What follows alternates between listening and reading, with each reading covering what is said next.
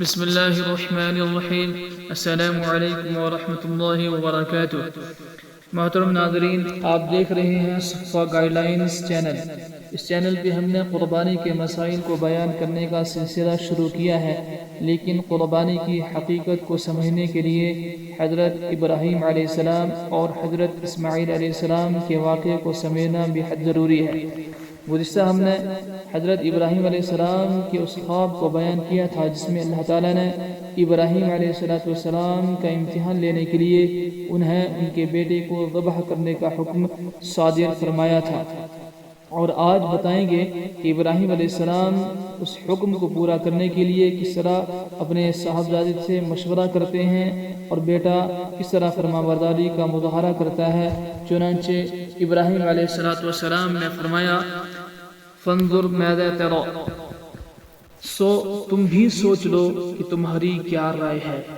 حضرت ابراہیم علیہ السلام نے یہ بات حضرت اسماعیل علیہ السلام سے اس لیے نہیں پوچھی تھی کہ آپ کو حکم الہی کی تعمیل میں کوئی تردد تھا، بلکہ ایک تو وہ اپنے بیٹے کا امتحان لینا چاہتے تھے کہ وہ اس آزمائش میں کس حد تک پورا اترتا ہے۔ دوسرے، انبیاء علیہ السلام کا طرز ہمیشہ یہ رہا ہے کہ وہ احکام الہی کی اطاعت کے لیے تو ہر وقت تیار رہتے ہیں، لیکن اطاعت کے لیے ہمیشہ راستہ وہ اختیار کرتے ہیں جو حکمت اور حتی المقدور سہولت پر مبنی ہو۔ اگر حضرت ابراہیم علیہ السلام پہلے سے کچھ کہے بغیر بیٹے کو ذبح کرنے لگتے تو یہ دونوں کے لیے مشکل کا سبب ہوتا۔ اب یہ بات آپ نے مشورے کے انداز میں بیٹے سے اس لیے ذکر کی کہ بیٹے کو پہلے سے اللہ کا یہ حکم معلوم ہو جائے تو وہ ذبح ہونے کی اذیت سہنے کے لیے پہلے سے تیار ہو سکے۔ نیز اگر بیٹے کے دل میں کوئی تذبذب ہوا بھی تو اسے سمجھایا جا سکے گا، لیکن وہ بیٹا بھی اللہ کے خلیل کا بیٹا تھا اور اسے خود منصب رسالت پر فائز ہونا تھا۔ اس نے جواب میں کہا، یا ابت افعل ما تؤمر، ابا جان اس بات کا آپ کو حکم دیا گیا ہے اسے کر گزریے۔ اس سے حضرت اسماعیل علیہ السلام کے بے حد جذبے کی شہادت تو ملتی ہی ہے، اس کے علاوہ یہ بھی معلوم ہوتا ہے کہ اس کم سینی ہی میں اللہ تعالیٰ نے انہیں کیسی ذہانت اور کیسا علم عطا فرمایا تھا۔ حضرت ابراہیم علیہ السلام نے ان کے سامنے اللہ تعالیٰ کے کسی حکم کا حوالہ نہیں دیا تھا، بلکہ محض ایک خواب کا تذکرہ فرمایا تھا، لیکن حضرت اسماعیل علیہ السلام سمجھ گئے کہ انبیاء علیہ السلام کا خواب بھی وحی الہی ہوا کرتا ہے، اور یہ خواب بھی در حقیقت حکم الہی ہی کی ایک شکل ہے۔ چنانچہ انہوں نے جواب میں خواب کے بجائے حکم الہی کا تذکرہ فرمایا۔ حضرت اسماعیل علیہ السلام نے اپنی طرف سے اپنے والد محترم کو یہ یقین بھی دلایا کہ ستجدنی انشاء اللہ من الصابرین، انشاءاللہ آپ مجھے صبر کرنے والوں میں سے پائیں گے۔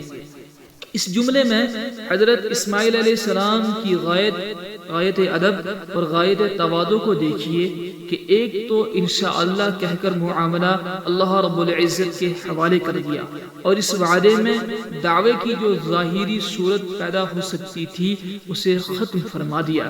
دوسرے، آپ یہ بھی فرما سکتے تھے کہ آپ انشاءاللہ مجھے صبر کرنے والا پائیں گے، لیکن اس کے بجائے آپ نے فرمایا کہ آپ مجھے صبر کرنے والوں میں سے پائیں گے، جس سے اس بات کی طرف اشارہ فرما دیا کہ یہ صبر و ضبط تنہا میرا کمال نہیں ہے، بلکہ دنیا میں اور بھی بہت سے صبر کرنے والے ہوئے ہیں، انشاءاللہ میں بھی ان میں شامل ہو جاؤں گا۔ اس طرح آپ نے اس جملے میں فخر و تکبر، خود پسندی کے ہر ادنا شائبے کو ختم کر کے اس میں انتہا درجے کی تواضع اور انکسار کا اظہار فرما دیا۔ اس سے یہ سبق بھی ملتا ہے کہ انسان کو کسی معاملے میں اپنے اوپر خواہ کتنا ہی اعتماد ہو، لیکن اسے ایسے ایسے بلند دعوے نہیں کرنے چاہیے جن سے غرور و تکبر ٹپکتا ہو۔